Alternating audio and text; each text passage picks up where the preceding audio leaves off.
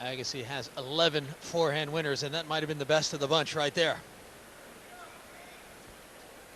All you can ask when you've got two legends like this coming out to play each other, that they bring their A game onto court. That's exactly what they've done this evening.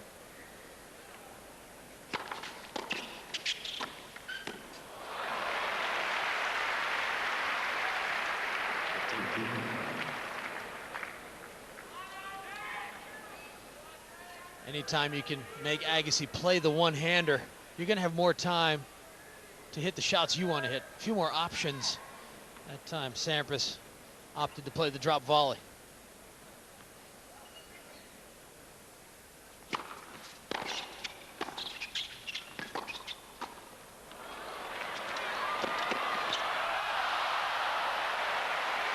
Couldn't control it. If I was Agassi, I'd forget the drug test, but I would check if there's any magnets in these balls. Every time Sampras hits a volley, it's an inch from the baseline. It's unbelievable.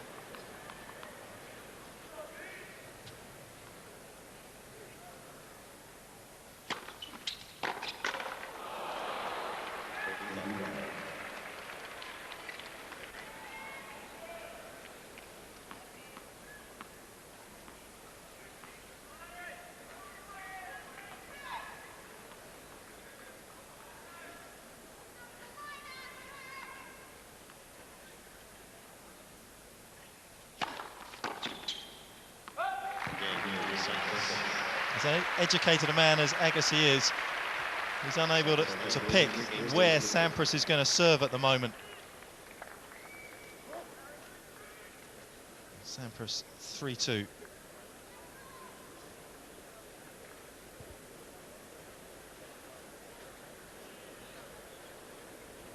Sampras sent out a message to the tennis media after his win against Rafter that basically said, I'm back, I'm in business, I am competing in the slams, and I believe I can play. And when you look at his summer, when he lost to the likes of Alberto Martin, you did question whether Sampras really wanted it enough, but I think we can tell this evening.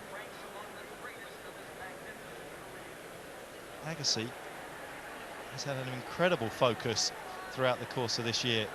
It's amazing. I think the downtimes that he's had in his career have helped him at this stage.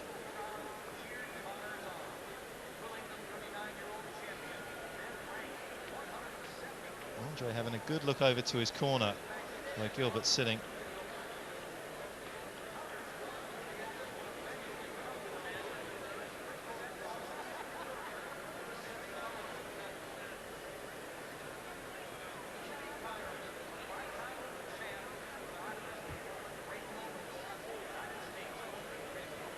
Time.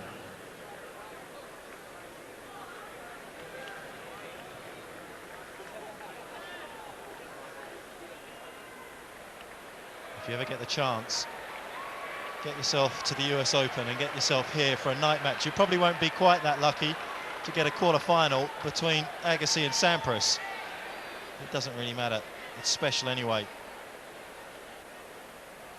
Agassi to serve 2-3 in the third. We're a set all.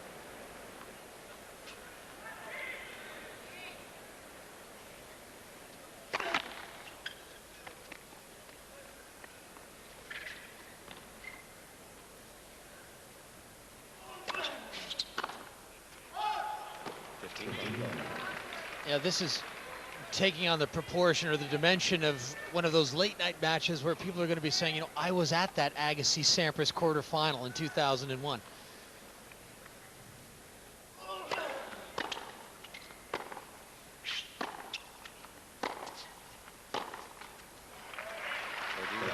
And it reminds you a little bit of Jimmy Connors when he made that great run in '91. He had so many late night wins over Aaron Crickstein, Patrick McEnroe, stretching well into the evening, and people used to come up to him on the street and say, Jimmy, I was there that night.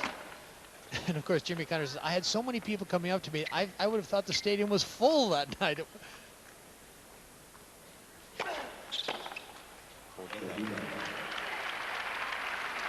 So Agassi down to business again on his serve.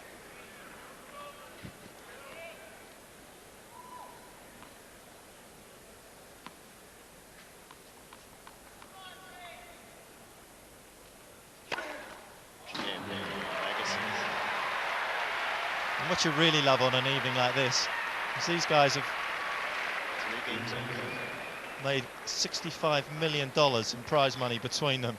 They've won over 100 titles, and you can just throw it all out of the window. All they want is a win here.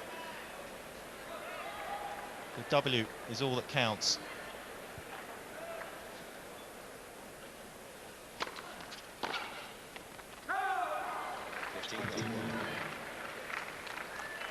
There's been so much variation on Sampras' serve, it's just impossible for Agassi to pick it.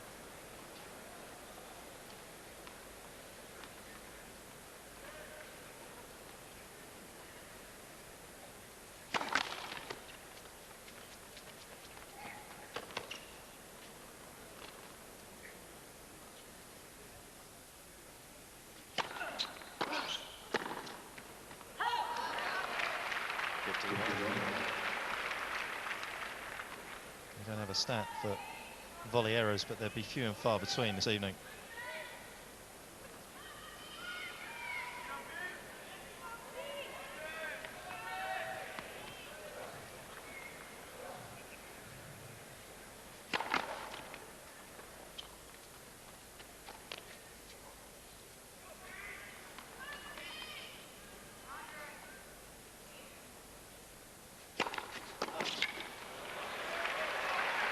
Well, it's unbelievable. I keep waiting for the moment when perhaps Sampras might throw in a double at the wrong time, or someone makes a breakthrough, yet each guy seems to raise his level whenever the moment calls for it.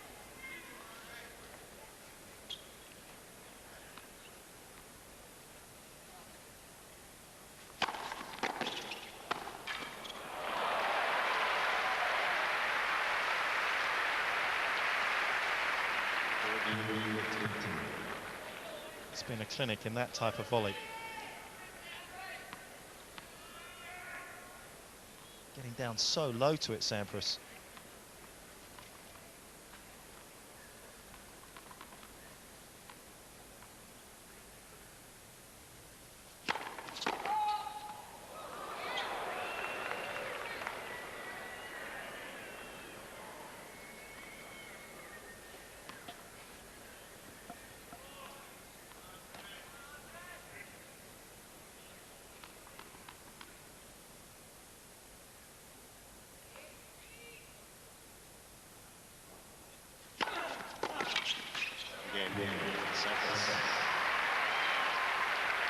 The mind is willing this evening for Sampras. It hasn't been for the majority of the year, but he wants this one, and he's raising his level.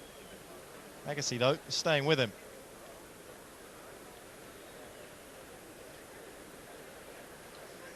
"50 winners already tonight from Sampras' racket. And at this point in the match, it begs the question, just how much mental and physical endurance do these guys have to maintain such a high level of play? I mean, we're over 2 hours of tennis, no breaks of serve.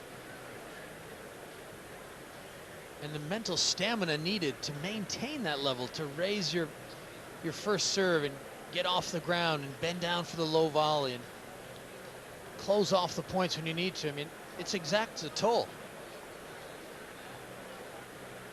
Sampras has tidied up his game pretty nicely, and Agassi has just been clinical throughout.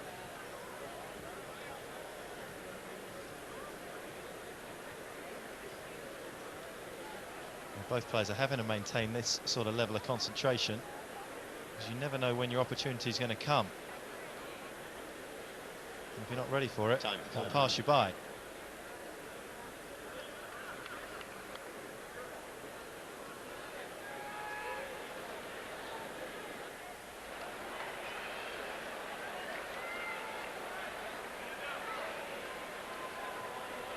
Still nothing to choose between these two. You couldn't pick which way it's going to go. You wouldn't want to pick it either. You just want to enjoy it. The Las Vegas showman, 3-4 in the third.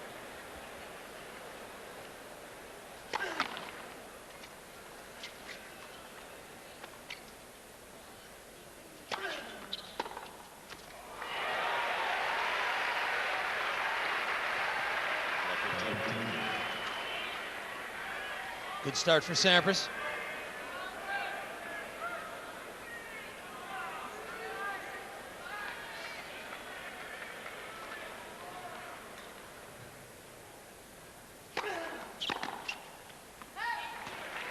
15-all.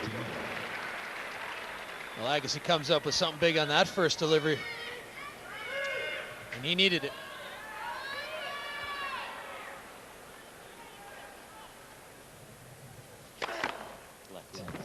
These guys have served so well tonight that they just haven't lost consecutive points on serve, and that's when you really get into trouble.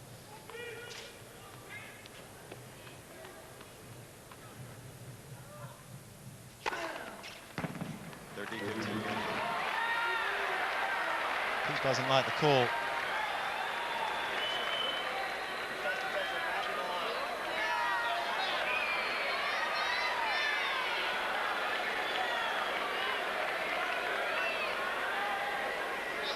Steve Ulrich in the chair.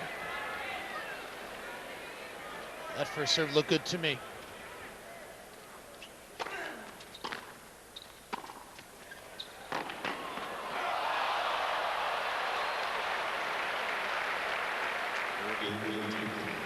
Nearly a Hall of Fame forehand. Agassi snuck in behind that shot, played a pretty good volley. At times you forget what a great athlete Sampras is. Showed it there.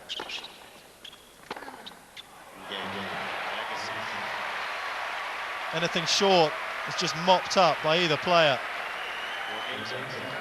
You know, I don't know if you're getting this feeling, Mark, but I just feel like I'm seeing the two best players in the world. And I mean, I'm not sure the rest of the tournament becomes a factor. These guys are establishing themselves so firmly at such a high level. It's almost like you've forgotten that there's still another 3 or 4 days to go here. Should we start announcing it as a welcome to the final? Oh, yeah. It is only a quarter-final. And these guys have got to sustain this level, whoever wins, for another couple of matches. Yeah, and then again also, it begs another question. Can they sustain this into 2 more rounds of play to win the tournament? I mean, Marat Safin is sitting back in his hotel with his feet up, waiting for the winner of this one.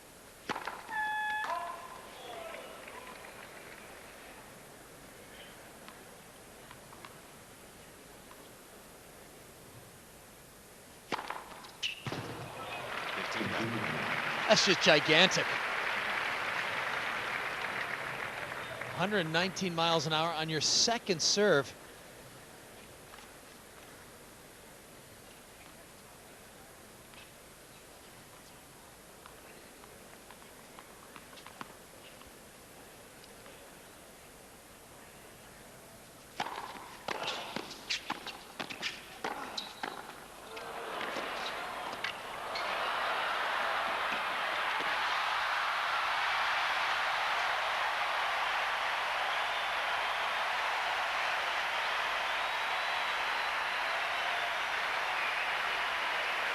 These guys have raised the bar in men's tennis over the last 10 years, and they keep raising it this evening.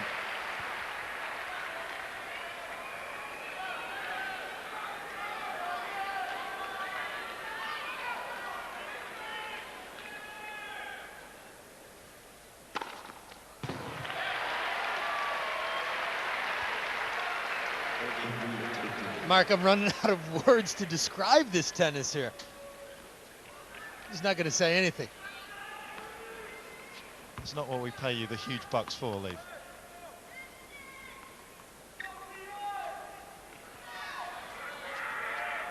'15th ace from Sampras. Oh. Well, these guys aren't thinking about retiring, but you have to say there's only one way to go from here.